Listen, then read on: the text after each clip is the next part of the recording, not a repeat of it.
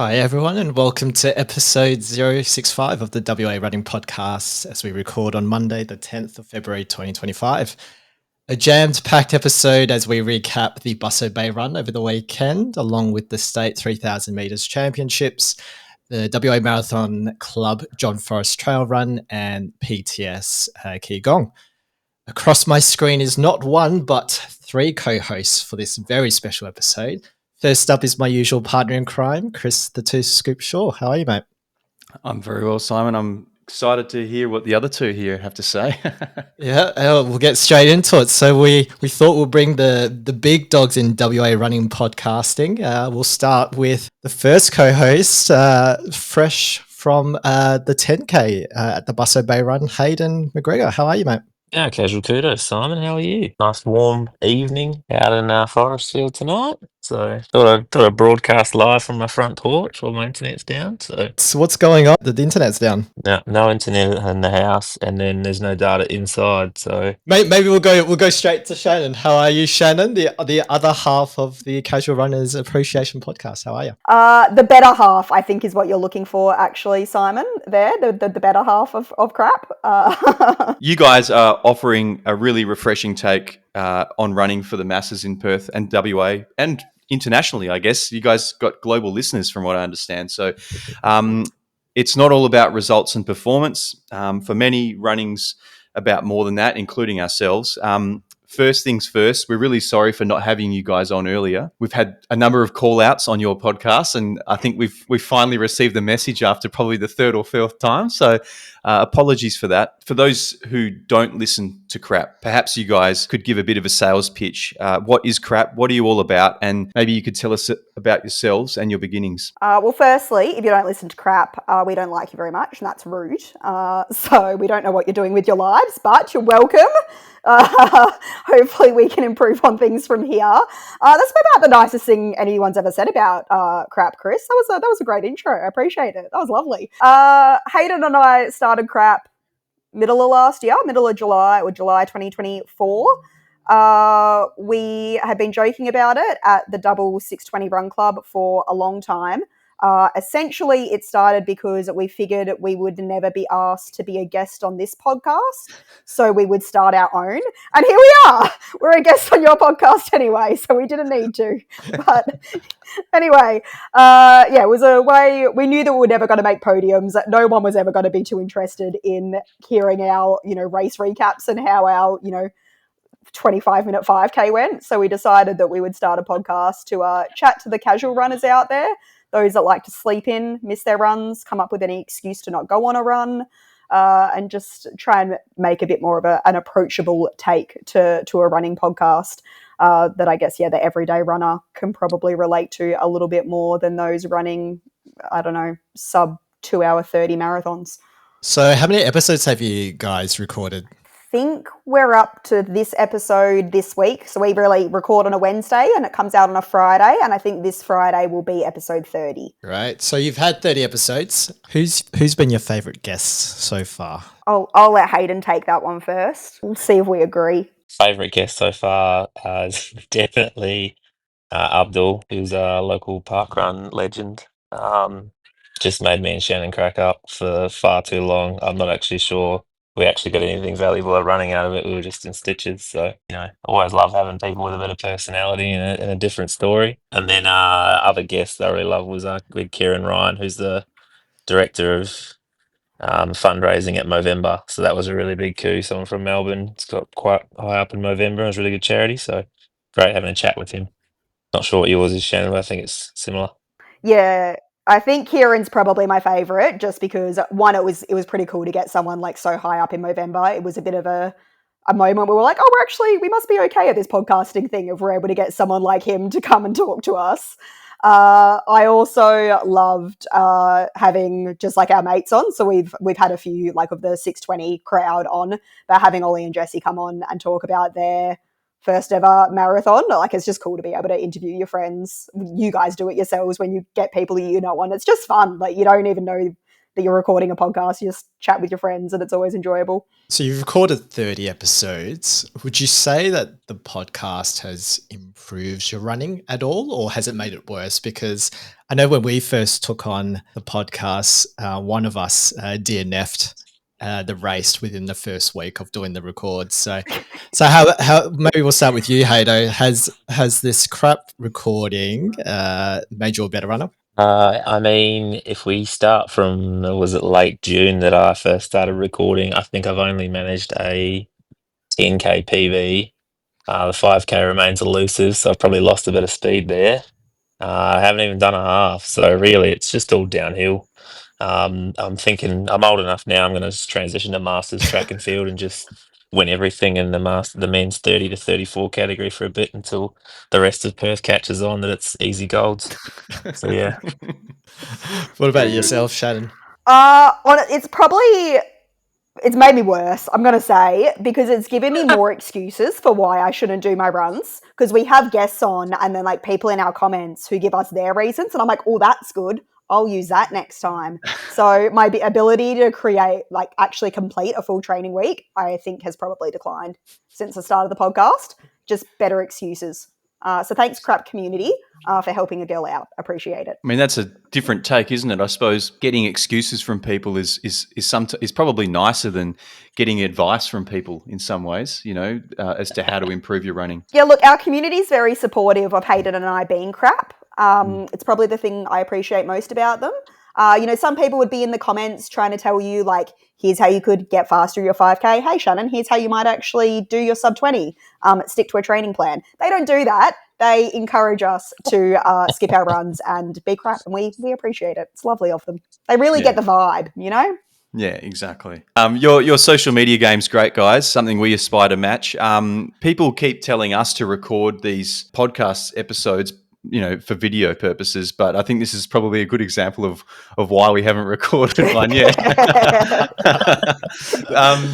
The other reason is that my kids always happen to be running around in the background naked. So were the socials like a big part of it for you guys at the start? Was that the plan from the start? I would say so, yeah. We just know that putting reels up on social media, like on Instagram, is just a good way to gain followers. People reshare them, especially being able to tag our guests in them, and then they reshare them and you get out to your network. We've had multiple people ask if we get it every week, people asking if we can put the full video on YouTube or something and watch the whole thing. We will never do that because the amount of editing that has to go into our podcast, because Hayden and I lose the plot and go off on wild tangents. I need to cut like 5 minutes. It's hard enough to edit just the audio for a full episode, let alone edit the video for a full episode. We're never doing it. So it's just the snippet's all you're ever going to get. Sorry. So what about, so you guys do record in person, whereas Chris and I record, on video every Monday night. It's a pretty sick setup because you guys, not only do you have the podcast equipment, but you've got all the cameras pointing at yourselves and the guests as well. Pretty intimidating for us introverted blokes stepping into your house and doing that record. Do you find that the in-person records and that setup helps with the conversation that you guys have? I guess definitely do find it intimidating. But I think, after probably 5 or 10 minutes, once me and Shannon just start ad-libbing like we always do, and it just feels like a conversation at the pub. So that's the main thing is, eventually you forget the camera's on you. And then more so from probably Shannon and I's perspective, we start to learn whether if like I'm shaking my leg and it's shaking the camera on the the table, I need to fucking stop doing it. Whereas like most guests, they sort of relax a bit and then they just forget. So we're pretty good. But yeah, no, it is. It looks really intimidating, but once you've done it a few times, it's nothing. And I usually forget to do the timestamps every week, and Shannon will back me up on that. So half the time we don't actually have the content. I also like, Simon, that you said it was a professional setup. You've been here. It does not look professional at all. There's phones sitting on Temu tripods and cords everywhere. No part of it looks professional. But the finished product looks very schmick.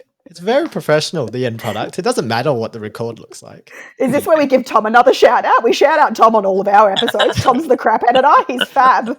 Shannon, your listeners will know, like, you've been struggling with illness the last few weeks, which unfortunately put you out of the Busso run on the weekend. And you've obviously been putting final touches on your wedding planning.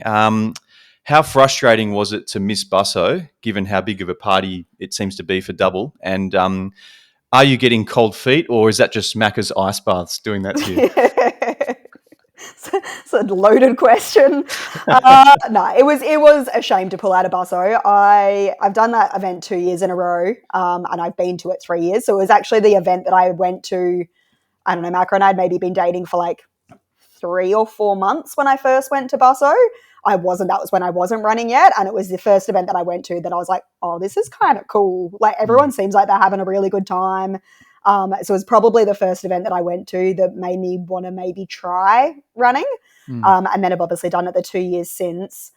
So yeah, it's a bit of a bummer to have to pull out, I don't know, it was like a week or so out. But at the end of the day, there's just nothing I can do about it. I've been dealing with lung issues since like October last year. So it's 4 months now that I've been dealing with it off and on.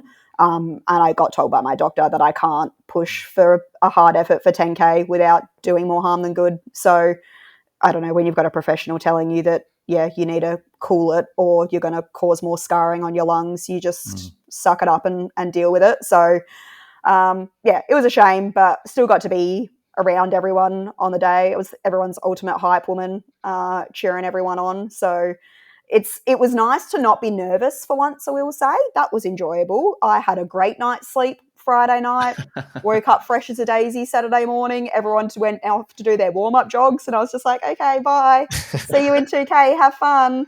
So yeah, I don't know. You're disappointed for like I was running a 10K. So like Ella got back after 43 minutes, and I was like, oh, that's shit. Like that could have been me. And then you get over it and you're like, oh, well, I would have been done by now anyway. It doesn't matter.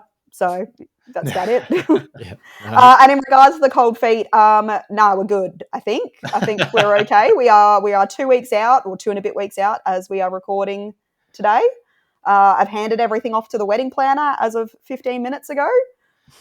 Just excited. Keen as a bean. Should be fun. Sounds good. And what about you, Hayden? So you've got rugby commitments, and you're a park run enthusiast yourself. So it must throw a spanner in like the running schedule, trying to get a good train block in, and must be pretty tough on your hamstrings as well, like doing the reffing in rugby as well. So are there any plans for you to retire from rugby officiating, or are you going to double down and see how far you can take both the rugby officiating, the park run, and your own running goals? Another loaded question, team, but glad to be here. Let's find out what your reactions are on the delay on this video. But yeah, look, parkrun I'll address first. One downside of Busselton, it's on a Saturday, so I miss the parkrun. I actually realised I probably could have just jumped in a car and driven to Dunsborough, and actually logged my park run that morning, but opted not to take one for the team and have a week off. But I'm probably more disappointed that last year I did 49 park runs and so missed the half century because of Busselton. As to rugby, summer's the off season, thankfully, but unfortunately it's also too bloody hot to run, so I don't really get a lot of benefit out of it. Winter, when I should be doing my best running training, I'm getting caught between games on a Saturday and pretending like I can do a long run on a Sunday. So at this stage, still going to keep pushing with the rugby. I've retired from playing, so I feel like if I retire from officiating, I should just give up the sport entirely. But yeah, rushed back yesterday to do a Super W trial, so legs were pretty fried by the end of it. And it's only February, so my wife's probably not going to be thrilled that rugby season's started this early in the year, but it is what it is. Didn't see any dolphins. That's probably the downside. I'm just glad you were keeping an ear out or an ear out or an eye out for the Dolphins, Hato. Shame you didn't hear. I did see that, and we were talking briefly off air before we started recording about the double guys, kind of yourself and Jesse, kind of maybe not hitting goals that you were looking for, in the race, and so you kind of pull yourself back to try and then pace the next person down the line, which I think is really admirable. And it seemed like the both of you paced. I think you said Rachel was coming through, and I was wondering why you all kind of finished in that kind of zone together, which is great. It's awesome to see, and I think the photos that Rachel posted online this afternoon indicated like how supportive you all are of each other. And that probably brings me to my next question. How does Double as a run club differ from other run clubs such as Early Ones and banana bread chasers? I mean, we love the Early Ones and BBC. We've had both of them on Crap as guests. I suppose, obviously, where Double differs, firstly, is that it's a coaching service as well. Well, like the Wednesday Run Club is just a run club, but all of us that are down at Busso were coached athletes. But it is just the community, like the way that everyone rallies around each other is really incredible. And it's really nice to see people care more about everyone else's results than they do about their own.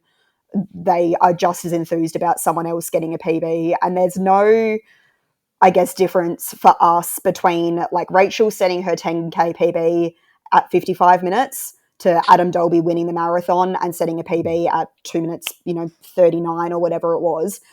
To us, there is no difference between those two wins. They are exactly the same. And all of the coaches would agree, all of the team would agree. Everyone rallies around the people who achieve those results exactly the same, which I think is just really, really, really beautiful. And it speaks to the community that there's no difference. There's no like elitism involved. As much as we joke about the 626 to 30 divide within the run club, at the end of the day, everyone is just keen to support each other. Be there for each other. And it's really, really nice. Even just everyone, Ollie himself, like he pulled out of racing as well. He jumped on to crew people in the marathon instead. Everyone just gets around each other and has a good time. Yeah, that's awesome. I think that's like key for like the running community and even for, you guys with Run Club as well. Like you might have your own personal goals and, achievements, but it's really the community that you surround yourself with. That's pretty awesome. So, and that's probably the reason why you guys do Busselton Bay Run as a bit of a tradition every year in, year out, right? Oh, it's so fun. I mean, we stayed down at a big house down there, like all the double coaches. We had a massive afters thing. People were at the house until like 11 o'clock at night, just having a good time, having beers, like just celebrating with each other. And like that's the event more so. Like the race itself, 3 hours max, 3.5 hours max if you're doing a marathon. It's the rest of the weekend that's so fun. We all do a shakeout jog together. We go to the pub.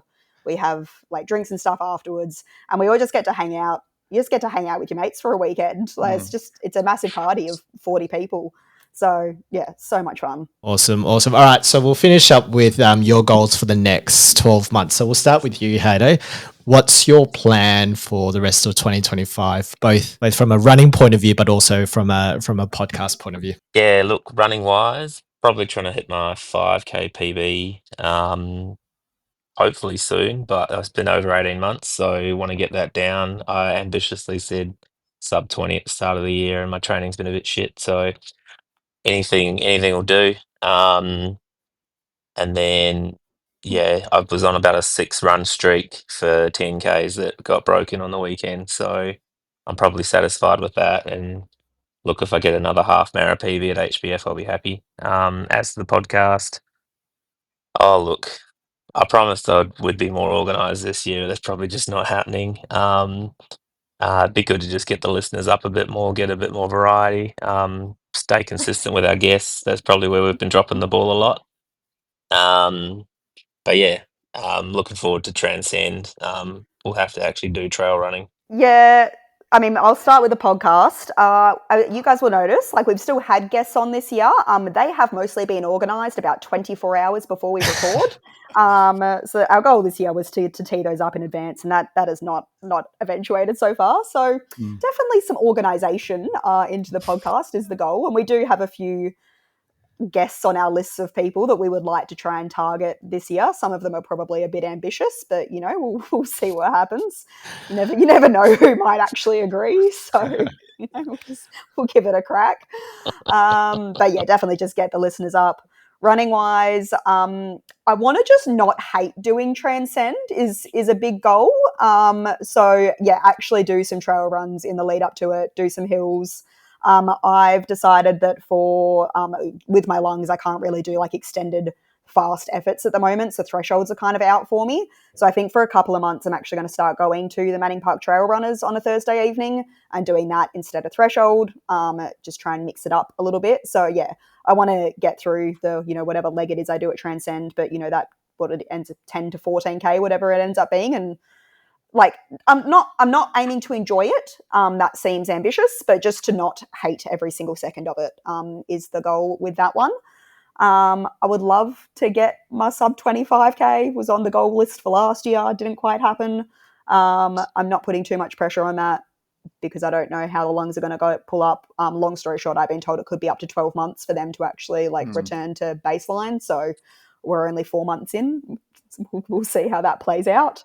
And that's the big one. And then, same as Haydos, HBF's my 1/2 marathon that I do a year. So I'd love to hit under an hour 35 for that is the goal. So we'll see how that goes. I'm hoping that one's doable even with the lungs, because at least it's not quite as quick, even though it is a bit longer. So beautiful. We'll see. Excellent. And is Point to Pinnacle on, or is that very ambitious?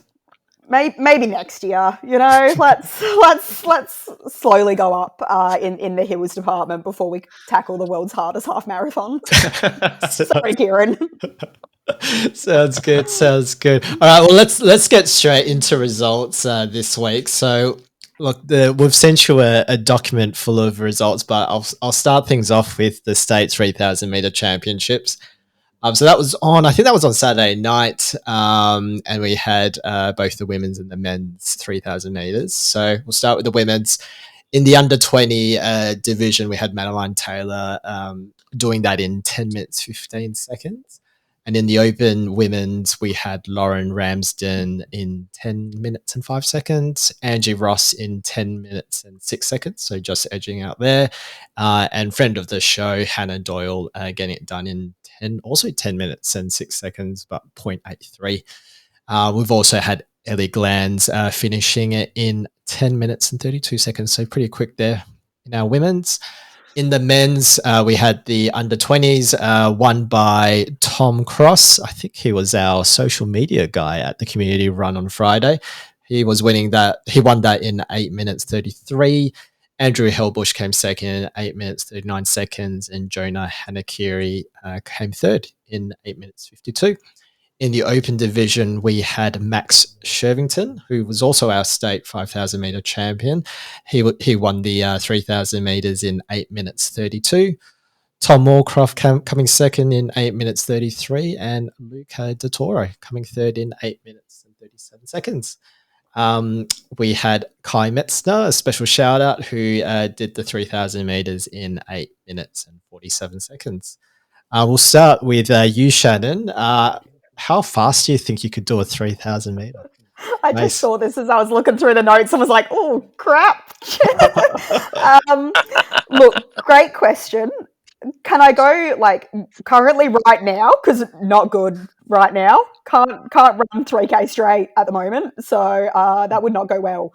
Back when I was pre-lungs, and hopefully, what I'll be back up to soon enough, I would say I don't know, I could probably maybe hold 355s, 350s, 355s. So what's that? 11:45 if I'm lucky. Which I look at that and I'm like, Lauren's a freak. That's official name change for Lauren as well, in case people didn't pick up on that. Don't know how long that's been in there for, but official name change for her. Congratulations, Lauren. But yeah, that's insane. She ran that easily 2 minutes faster than what I could. It's wild. Absolutely. And how about you, Hayden? How fast do you think you could do a 3,000 meter track race? Oh, look, my 2K time trial is probably about bang on 8 minutes, and that was a long time ago, and I haven't actually genuinely had a crack, so I'd probably just call it 12 flat. If I knew it was 3K, then I'd just chuck it all in the tank, and that'll do. But at the same time, running around a track bores the shit out of me, so I'd probably be more 12:20 because I'd just lose the plot. Yeah, look, as someone that's done 25 laps on a track, it is fucking boring. How about you guys? What's your predicted? That's a good question. I reckon I could do, I don't know. I'd probably come out hot. I'll come out doing a 3:15 first K, and then I will cook myself, might do 5-minute Ks to finish it off. Like, I think I'd do terribly. I'd be terrible at pacing it. What about you, Chris? Yeah, I think I did that 3,000 meters. Well, wasn't it? It was a 3K race against children last November. So I think I ran 10:30 something maybe there. I can't remember. So I guess around there, but maybe on a track a little bit quicker because you're not running up hills. But, yeah. Did you beat the kids? That's important. I did. Yeah. I think you were drafting behind the kids, right? And towards the end, you just smoked them at the end. Yeah, I did think about getting angry about that, but I didn't. Fair enough. All right, well, let's move on to the Perth Trail Series. I'll hand it over to you, Chris. Yeah, sure. We had, I think it's the second last event for the Perth Trail Summer Series at Gong. That was at Wollongong National Park on Sunday, the 9th of Feb. So we had we got the Johnny Walker labels. We've got the green label, the 5.2 kilometre distance with 86 metres of elevation. In the women's race, we had Ebony Regan winning in 25 minutes, 35 seconds, followed by Kelly Guest in 27 minutes and 4 seconds. And coming in third was Sandra Sivior in time of 27 minutes, 34 seconds. In the male race, there was Titch McSwain, 21 minutes, 34 seconds, followed by Nick Errol in 23 minutes, 33 seconds, and Matt Gray in 25 minutes and 7 seconds. Shannon, can you take us through the Johnny Walker Blue Label, please? You have stitched me up here. I was like, oh, how nice. They're giving me a turn to read some results. So apologies to all the people whose names I'm about to butcher. So the blue label at 10.5 Ks, 313 metres of elevation. Sounds like my worst nightmare. Anyone who completed that should get a gold medal, in my opinion. Anyhow, in the females, in first place, we had Petra... I've got no idea. Petra Jerigian? That's definitely not right. Anyhow, we'll go with that. 50 minutes and 44 seconds. Alina Nilsson, 1 hour 57 seconds. And Paris Field, 1 hour and 6 minutes 28 seconds. Then in the men's, we've got Mitch Barbette, 47 minutes 34 seconds. Raphael Kimberly Bowen, 49 minutes 40 seconds. And Paul Henschel, 50 minutes and 9 seconds. I mean, that's pretty impressive, Shannon. That's pretty good. Yeah. I mean, I do read for a living, so it'd be embarrassing if I really screwed it up too much. I mean, I like how I said that. Oh, you did a good job saying Petra's name, but I don't think we know whether or not Petra's name is pronounced correctly as Geraldine or not. Like, we just assume that that's how you say it. Surely. But also that J is probably a silent J. Like probably. That's like, it's like, hum on. Spelled with a J. It's probably like that, I mean, I feel like the Warp has butchered her name week in, week out because she wins every single Perth Trail Series race. So we've been butchering her name since episode 001. So it's all. I hate to tell her she's probably not listening if she's never corrected you. Then she's probably not a friend of the pod. It's probably the case. All right, Hayden, I was laughing because I'm looking at the names that you're having to read out. So how about Hayden, you take us away with the black course? Yes, Simon. Johnny Walker Black Label, 15.6 kilometre run, 330 metres of elevation. Shannon or I would never touch such a race. In the females, we have first place Maria Doonas, 1 hour, 33 minutes, 10 seconds. Second, Vicky Stokes. Feel like I nailed that one. 1 hour, 33 minutes, 21 seconds. 3, Van Wyck, 1 hour, 34 and 27 seconds. And then in the the male. Now, I'm pretty confident I got this one, but I might cock it up. First, Peter Holcup, 1 hour, 11, 43 seconds. Second, Kale Delbridge, 1 hour, 16, 52 seconds. And in third place, easiest name on the list, Ivan Kavlyashin, 1 hour, 21 minutes, 2 seconds. That was good. Thanks, team. That was so good. So good. So good. All right.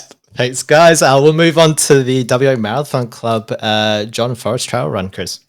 Yep.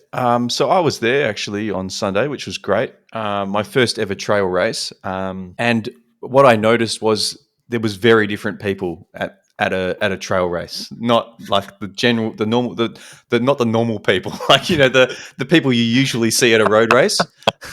We're not there. We're not there. Yeah, we get it. We figured it out.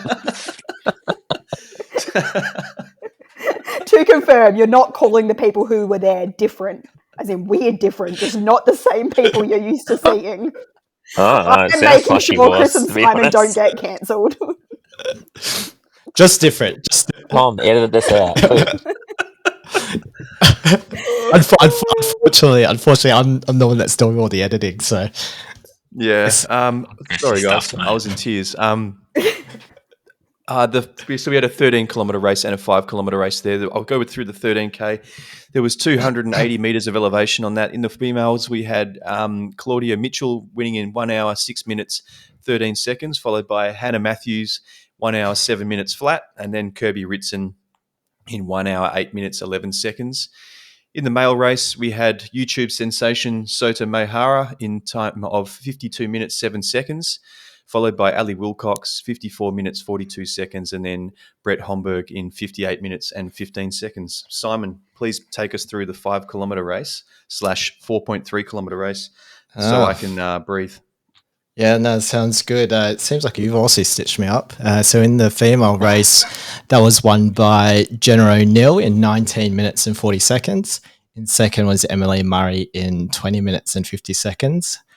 And I think I'm just going to say this really quickly and confidently. Coming third was Amberly Matuskiewicz in 21 minutes and 59 seconds.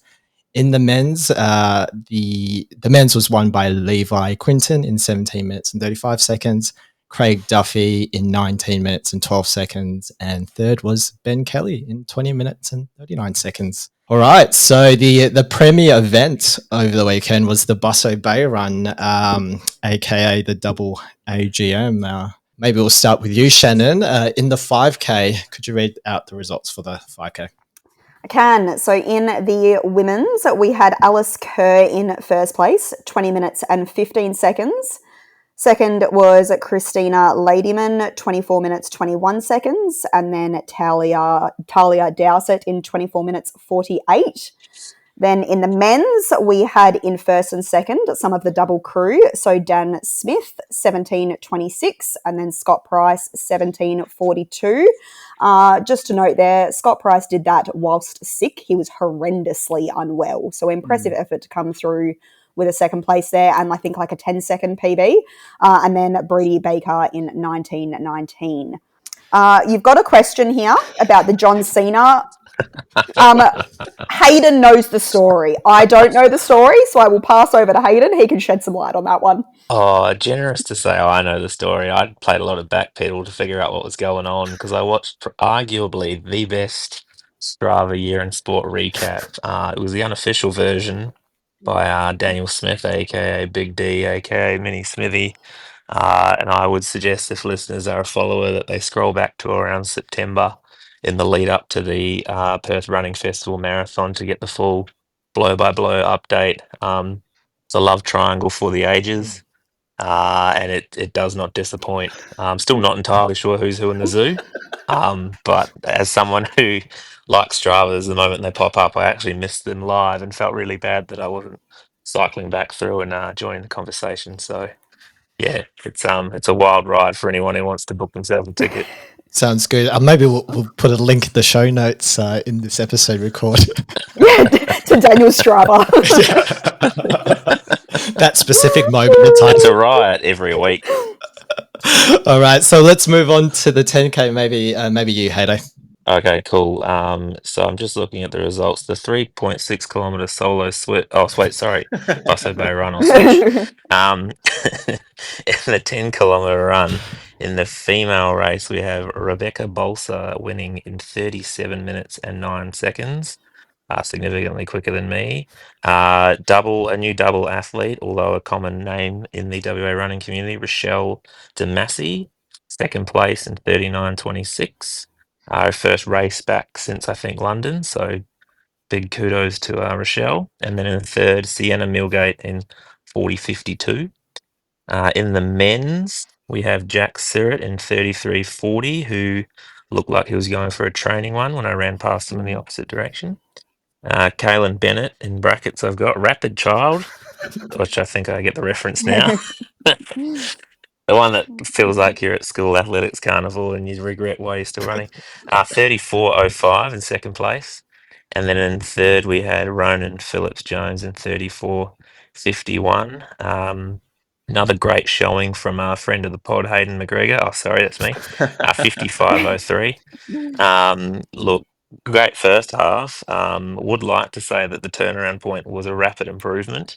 And as I mentioned before, no dolphins. It's a shame, but hey, look, it was a beautiful view and a beautiful run. Alongside my 620 teammate Jesse DeRoy, 54.38. We paced in Rachel Lang to a PB.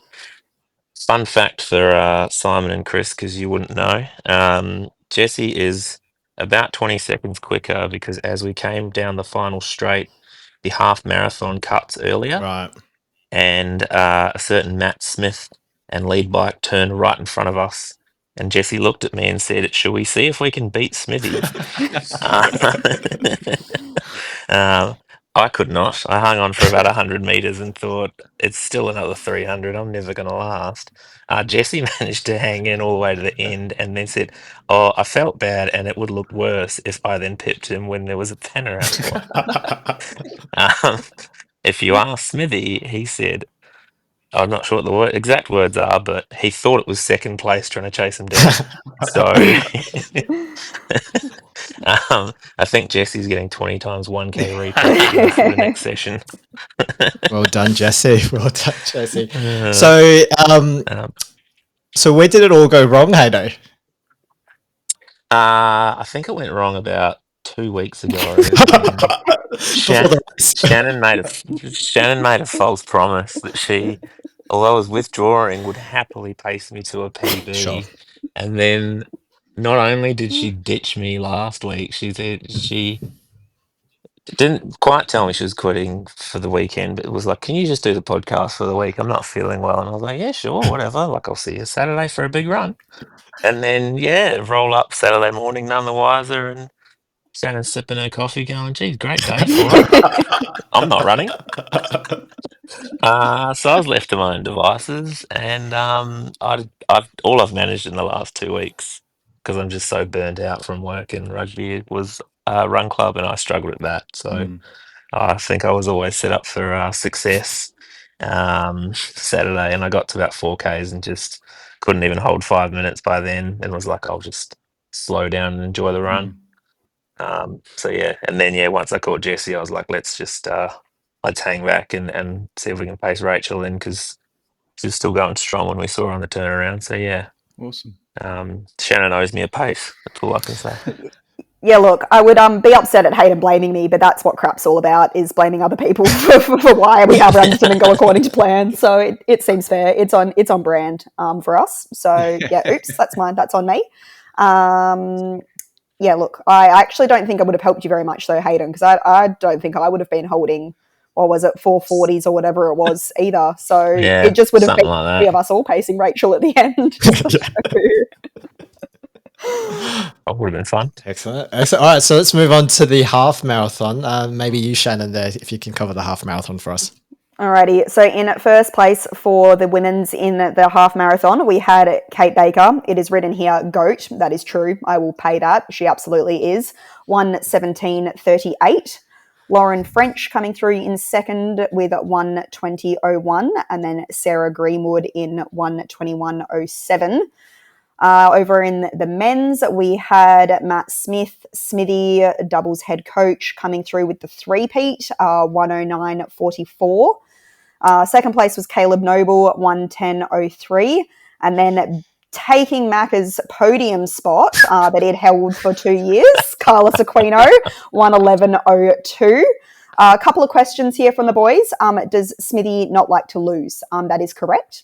Absolutely. So a bit of background here. We didn't know that Caleb was racing until the day beforehand.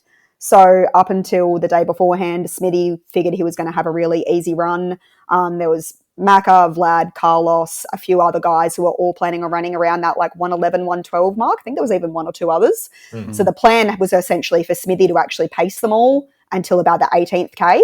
Then he would take off and leave the boys to fight it out. So that was kind of that was the plan. And then the day beforehand, the team, everyone found out that Caleb was going to be racing. Smithy started shitting bricks because he realised he was actually going to have to try. It was like, crap. But apparently it got to about the 14K mark or so.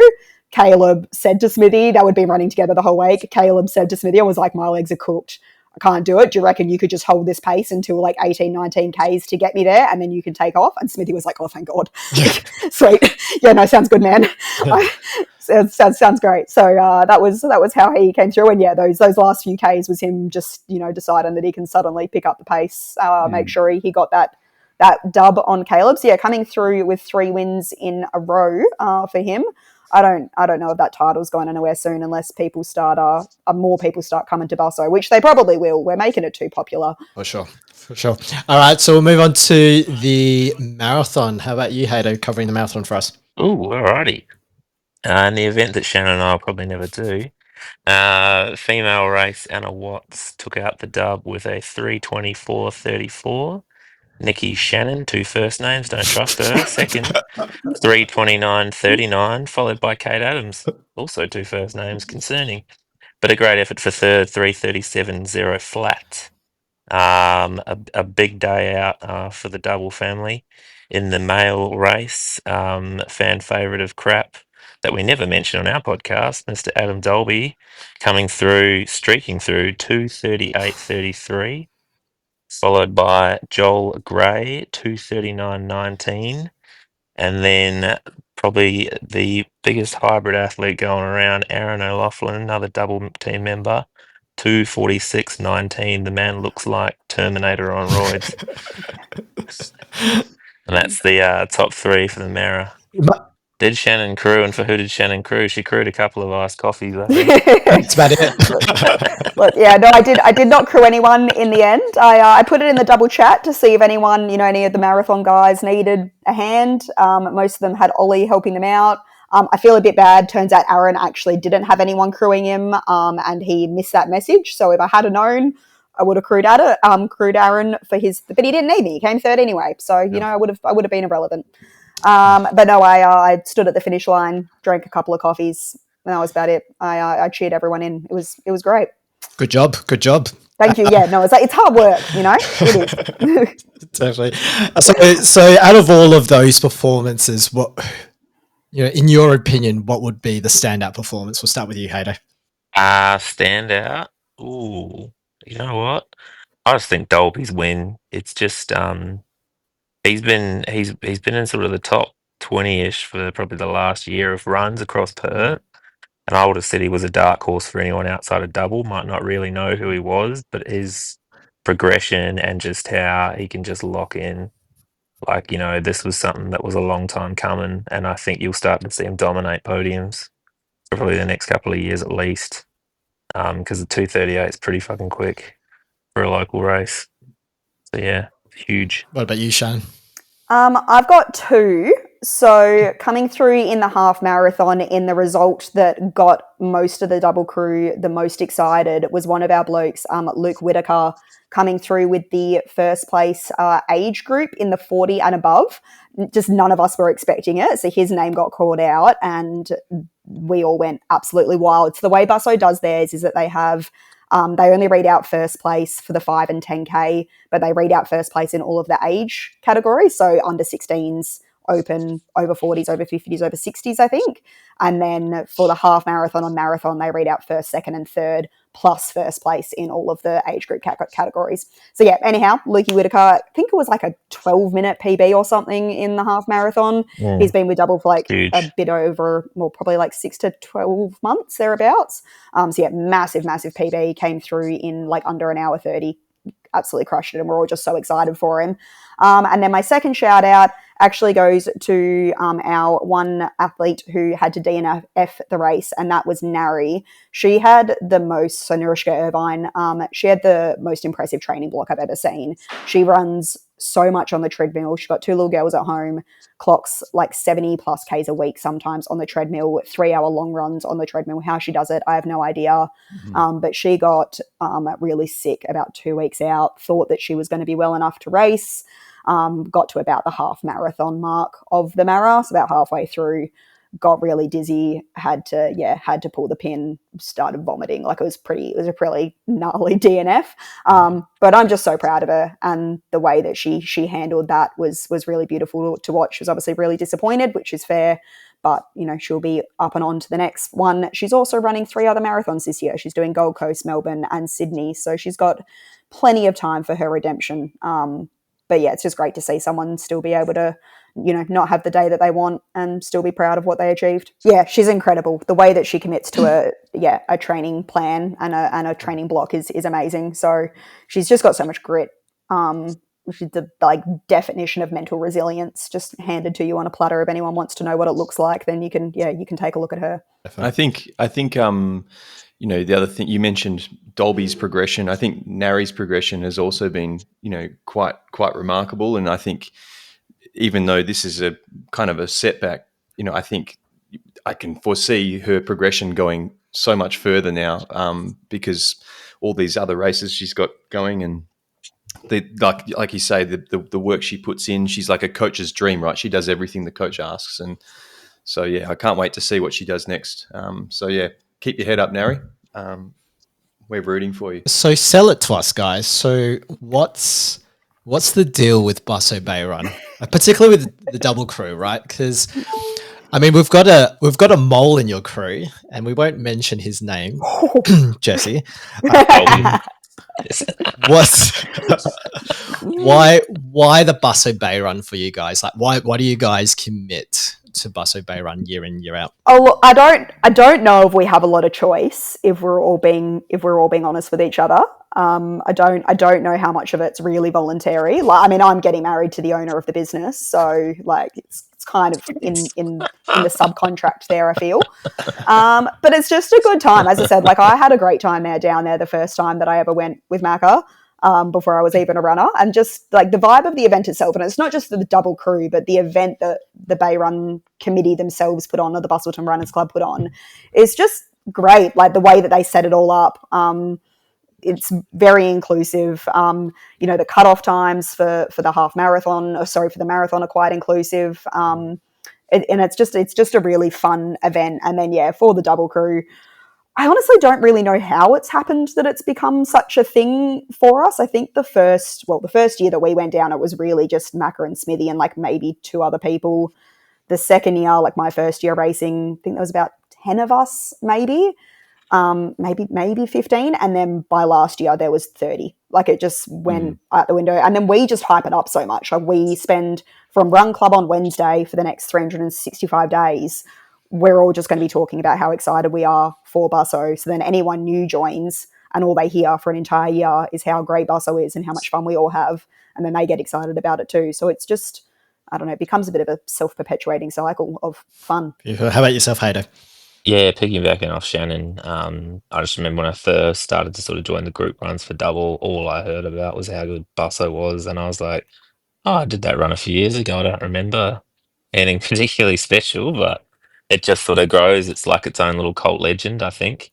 And that just sucks everyone in. And then most years the entries open at 6 a.m. on a run club morning. So there's this panicked sort of stoppage where we're all sort of looking at each other going, should we start our run or do we all just enter the race?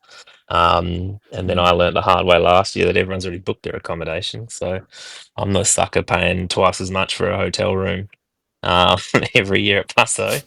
But for the run itself, as much as I'm critical of the course being a bit confusing and mentally draining with the 5 different turns for a finish, and I would like to say very well improved turnaround on the 10. It's just a really nice course. Like there's only so many times I can run through Graham Farmer and get really sick of looking at fucking freeway roading on the big Perth runs, or, running through just the same pavement where I train, whereas Busso's a whole nother town for me. And the view is beautiful. The atmosphere is amazing. My accommodation was only 5 minutes from the 10K turnaround, and my wife still slept in and missed me. But there's an opportunity for everyone to sort of run across and a bit of a crowd going the whole way. And it's a beautiful view, but Jesus Christ, 5K staring at Busselton Jetty going, oh, fuck, the finish is all the way up there. Uh, Again, great run, great views, and having the jetty swim on at the same time. Like, there's just the town's full of athletes, so you get you get a really good sort of festival vibe going, because you've got different types of athletes all intermingling. You're all going to the same shops and stuff in the morning, grabbing a coffee. You got friends. I got friends in the swim as well. Like, it's just a good weekend. They'd tell you it's the second biggest weekend after Ironman down there. I'd have to agree. I'm obviously not doing Ironman. It would require me to swim and fucking ride a bike and probably train. So that's a pass on me. But yeah, great weekend for everyone. As Hayden said as well, it's actually a great event for spectators, because as much as the end, which Hayden and Selena talked about on Crap last week, you're doing like this weird loop and whatnot, and you do it at the beginning as well, and it's a bit of a pain in the ass as a runner. But as a spectator, like in a 10K, you get to watch people come past 5 times, which in over 10 kilometers you never get to do. Normally they're out and they're back and that's it. So it's so great to be able to have such like so many times that you get to actually see people in that race. Like, my parents always come down and watch it. It's the only running event that they actually come to, even though it's all the way in Busselton, because they actually get to see me a few times. So like, it's worthwhile getting up, watching you start running at 6:30 in the morning. I'd rather do that than go to an event in Perth where we see you start and we see you finish, and that's about it. So yeah, from a spectator point of view, it's also great. Yeah, I don't know about you, Simon, but like, I feel like I am starting to get FOMO with the Busselton Bay Run stuff. So maybe next year we have to book a big house and have 21 beers. Well, speaking of the 21 beers, how did waiting for this? How did Macca go? So last year, how many beers was it? Like 15 or 16? No, I think it was 13 or 14. He piked out pretty early. The issue, he's learned his lessons. So the issue last year is that we went to shelter. We're at shelter. We went from shelter to Rocky Ridge. They were sort of our 2 spots. He was drinking pints all day long. Multiple times. He drank beer 11 3 times. But like, we got to Rocky Ridge, he went on to some of like the craft sours, which are like 6-7% each, and was drinking pints of those, and then wondered why he only got to 13, maybe 14. So he learned some lessons this year. It was good. It was nice to see. We love growth. It's really nice, to learn a lesson from an event and develop for the next year. So he did finish. I can confirm, based on the state that he was in, he definitely drank 21 beers. I can confirm it. But I think he only had maybe 3 or probably 4 or 5 pints probably at shelter, and stuck to like 4% beers. And then he was on stubbies, at the house the whole time. So, far more responsible this year. Was on the Great Northern, so took it a bit more seriously this year. He actually had 22 in the end, just to make sure. So he, for those wondering if he had the extra 0.1 to top it off, yes, he did. He had a whole extra beer just to be safe, and he was in fine form. It was great. Macca, you guys know Macca pretty well. Like, he's not an overly loud guy normally. His voice level when he's drunk goes up about 42 octaves. Like, the house that we were staying in was massive. We were here hanging out near the tennis court, and you could hear him from the porch. Like, it was, it was large. But great laughs. He provided some good comedic entertainment for all of us throughout the course of the night, which is what, I don't know, it's nice for everyone to be able to see their head coach just in fine form. It's nice and relatable. Totally. And then decided to go for a run the next day. Yeah, Macca's whole thing that hangovers are a mindset is annoyingly true for him, because he doesn't get hangovers. It's easy for them to be a mindset when you just don't get them. He was up and about by, 8 o'clock or something the next morning, out for a run. Just, I don't know. 21 beers, 22 beers, and still goes for a run the next day. I am in bed for a week. So, you know. I don't think I'd be leaving the bed at all. Yeah. I'd be dead, I think. Yeah. Very good. Very good. All right. So we'll move on to upcoming events. So we've got the Yabaroo Trail Run that is on Saturday, the 15th of Feb. So we've got the 50K, 25K, 15K, 10K, 5K. Would you guys do any of those events or those races? You said trail. 5? Yeah. So I'm probably not as a first guess. But I mean 5K sounds yeah. Walkable. Sounds good. Yeah. So Sean's lock Hayden Shannon in there for the 5K. We've got the Perth Track Classic that's on the 1st of March. Perth Trail Summer Series. I think this is the last one. Swiss Murdy. That's on Sunday, the 23rd of Feb. We've got the Marathon Club Point Malta Run. That's also on the 23rd of Feb. So that's down your way, Chris. We've got the 16K and 5K.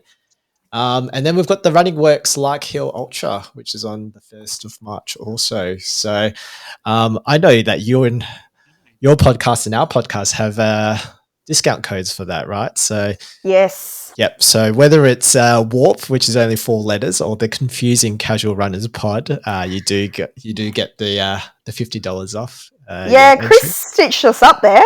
Don't know why I did that, but you know we won't hold it against Probably him. a filter on naughty words. So I'm sure those discount codes still work. So for those that are interested in, so whether it's the 3K all the way through to the mega multi-stage Rager, the 50 miles, just use any of those discount codes and you'll get $50 off.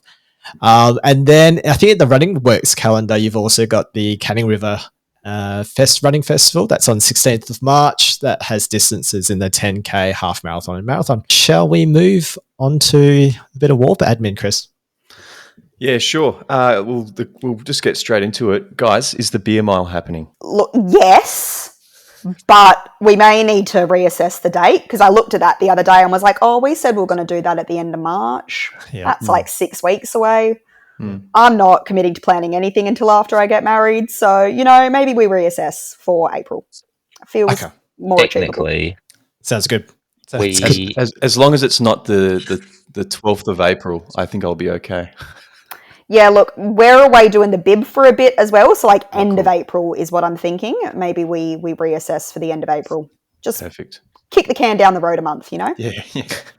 Sounds good. And what about Transcend? So how are the preparations going? Well, I believe Shannon has promised that she'll start with running the Manning Park Trail runners Thursday nights. Might have to pop along as well. I will try and do some of the PTS winter series. I've done them in the past, so it's not a new thing for me. It's just that I usually start them with great ambition, and I start getting probably 10 meters up the first hill and regret every life decision I've ever made to get there. And yeah, it's probably going to be the same process again this year, except I'll just do them because I know it'll be worth it, so I don't die. Transcend. Not sure about you, Shannon. Yeah, that's the plan. We'll do some trail runs at Manning Park on a Thursday night. Do a couple of trail runs. Those PTS winter series. Mac is going to be doing a fair bit of bib training over the next couple of months as he gets ready to do the bib track FKT. So I'm planning on heading out with him when he does go out to the bib, and you know he'll probably run 30Ks and I'll run 5. So that'll be good. We've got one team member locked in for our team still. We're recruiting. It's not that we haven't had people express an interest. Hayden and I are just useless at actually confirming anyone. So we'll get to that as well. That's about it. How about you guys? I mean, Chris has done a bit of trail running every Sunday long run. So I think you're pretty much ready to go, right, Chris? Yeah, yes, I would hope so. But having not run the course, I have no idea what to expect. So it's going to be interesting. I'm more worried about our teammates, to be honest, Simon. I think Matt's not. Well, actually, I did see him run Cool Jack Island this afternoon, but yeah, his running's been pretty grim of late. So yeah, we'll see what happens. And I know Sinead did a track training run the other day, so clearly training for Transcend there. I'm actually worried that I've got leg 2, which I think listening to your episode, guys, leg 2 is potentially the mudslide or running through knee deep or chest deep water. So it's probably less about the running and probably getting swimming lessons. It might be another episode of Bondi Rescue where another Asian person gets rescued in the water. So look, I don't know. We'll see how we go. I know it probably does worry me a little bit. So I think we can all be worried together. I think maybe we'll get you guys back on in the lead up to Transcend. Yeah, we'll definitely have to do a bit of a recon. But as you heard, Chris, Simon, according to who was it that we had on, Clint, every leg sucks. So it does. I feel like it doesn't really matter which one you do. They all are terrible. So, Clint, we're all screwed, is what I've learned from that particular episode. Really, I hoped he was going to give me some positive enthusiasm that maybe it wasn't going to be awful, but he described every single leg and I was like, these all sound awful. So we're all very excited about a bet that we've just made together. I guess only 6 months ago. We're all in it together though, The question that I want to know is, where are we going to the pub afterwards to celebrate? That's the more important question. True. I mean, do we do 60 beers for 60k? That seems rough. Maybe however many beers you have in your individual leg, and I will pick whichever leg is now shortest. Okay, sounds good. That's good. Beautiful. Yeah, sounds good. All right, so that's Transcend. That's Beer Mile covered. We'll see how we go as the months continue. I think in terms of the rest of the Warp admin, Chris, we've got our Bunbury training block series that's coming soon. Yeah, we're going to be recording that tomorrow night, I think. We've got 4 athletes locked in. 3 of them are doing the marathon. I believe we announced them this week on socials too. So we've already had some of those athletes get some little screenshots in their DMs, which is nice. But it'll be interesting to hear from them because we've actually not met 3 of them in person before or via a video call. So, we're excited to see how that goes. And then during the week we had, I don't know if you guys had a listen on ABC Southwest on Tuesday afternoon at 3 or 4:40 p.m. But Simon and I were on the radio talking to Andrew about, I guess, the running scene in WA, especially in the regional areas. And we probably prepared, 15 minutes of material, but none of which was completely at all relevant for the questions we were asked. So. Yeah, there was a lot of questions about, what about in the sort of the northwest? Is there any races in the northwest? And we're like, fuck, I don't know, Andrew. It's a lot of southwest stuff, but nothing about in the north. So you can run along Cable Beach. There's a marathon on Cable Beach. See if anyone wants to do that. Sounds awful, but give it a go. I mean, I wish we had that answer. We did not. But that was good. It was good to get on ABC Radio this week. And then, we had our community run on Friday, which was a pretty good turnout. We had Smithy there repping Double Crew. Did notice that there was no other double members there, but you guys were probably busy getting ready for the AGM, so that's understandable. I did manage to make a purchase that my wife, Linda, did see a transaction come through for $304 instantly. So there was an instant message of, I wonder what you bought from the running center. And when she realized that it was just a pair of white shoes, she was very disappointed in me. So how does Sophia react to your running shoe purchases or your running expenses, Hayden? Well, considering most of the handbags she buys is worth about 3 or 4 pairs, I'm off the hook most of the time. I actually think I have a few more pairs to catch up, so I'm pretty good at the moment. I get away with it. Although once I get a few more, then once I get sort of 5 or 6, she's like, well, you can't wear them all, so you should be selling them. I say that about her handbags. It doesn't land the same way, unfortunately. I guess being married or about to be married to a guy that's obsessed with running, I guess everyone gets free hits in your household, right, Shannon? Yeah, it definitely used to be the other way around. Macca used to, when we first started dating, like he'd buy new shoes every like 2 or 3 months. And I was like, this is ridiculous. Why could you possibly need this many shoes? And then I started running and I was like, oh, I get it now. And then I learned that, you need to replace them every 500-ish Ks. He runs 100K a week. Like, you go through those things. Yeah, like you go through them pretty quick, and I just never really realised it. So now it's more the opposite, that he like brings home new shoes and I'm like, oh, pretty. what do we have this week? Yay. So the key is to get Linda into running, which is probably a tough gig, I think. But no, all right. Good to know. All right, so let's move on to our final segment, which is our weapons of warp. Take it away, Chris.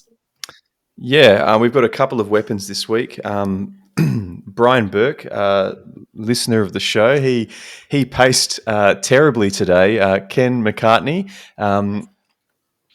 he drove from Gero yesterday to debut in the marathon with a time of 4:08 at Busselton, and is now suiting up to play in his band at a brewery in Bunbury somewhere. That's a massive effort.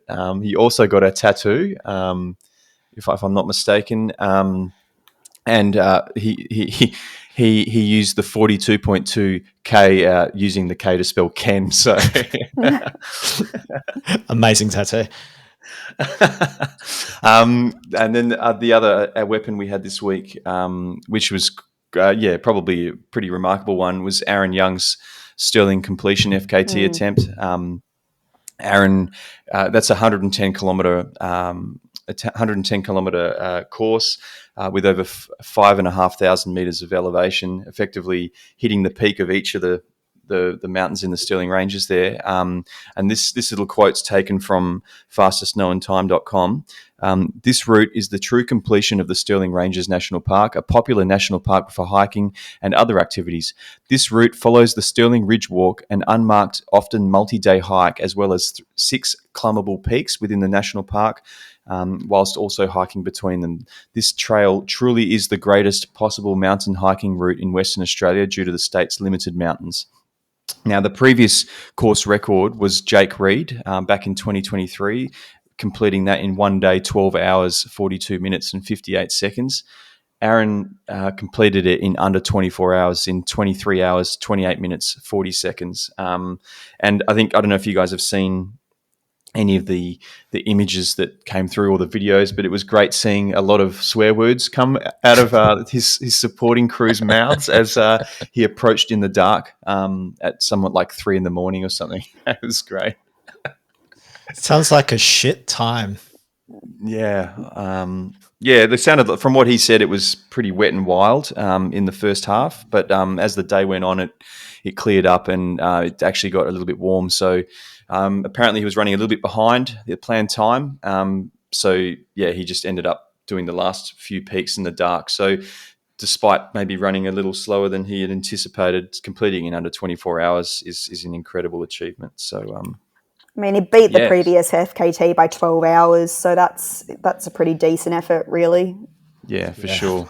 Absolutely amazing. Do you reckon Macca will take this FKT on?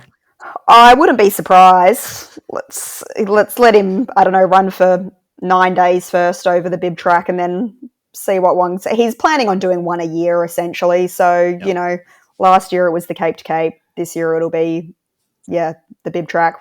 If anyone has any ideas for 2026, I'm sure he's all ears. So send him over your suggestions. But just, make them crewable is my only request. I don't want to have to hike mountains myself to be able to crew him. So if you could take me into consideration, that'd be great. Sounds good. Any suspicious activity that you guys have seen over in Strava in the last week? Look, I do have one. I actually thought about this in advance. I did some homework. We got tagged in something from a listener who I believe is also a Warp listener. So he goes both ways. But Brody Clark, he's a classic one for us. Is always over on Instagram tagging us and things, and God knows whatever else.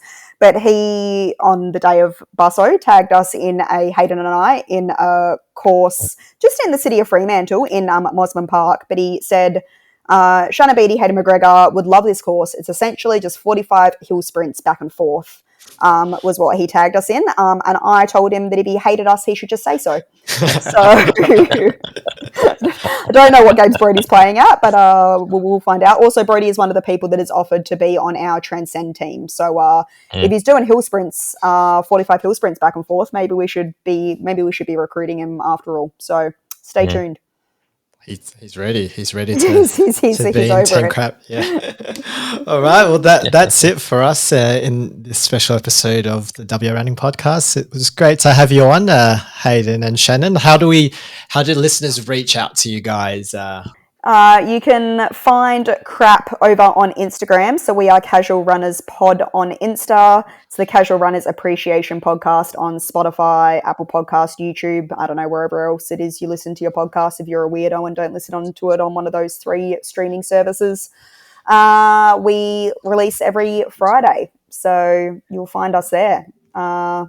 TBC who the guest is this week. We still don't know. We record in 2 days. So Sounds good. Sounds good. And then finally, Hayden, has your internet come back?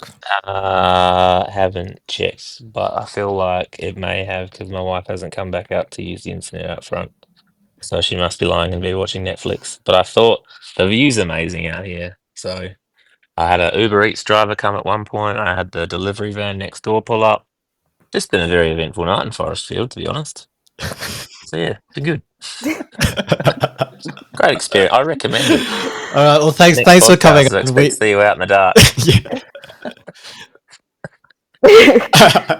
Have fun editing this episode, Simon. You wanted it to be one take. What time you reckon you're going to get to bed to get this put together?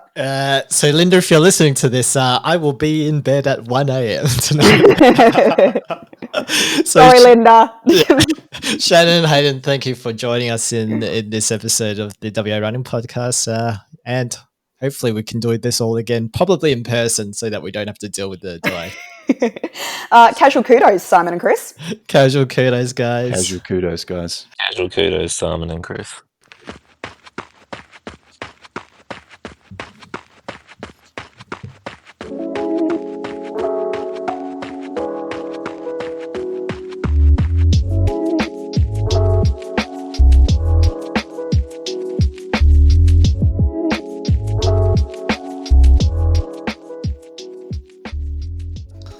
It's going to be a long night, I think. Yeah. Sorry, Simon. What a night.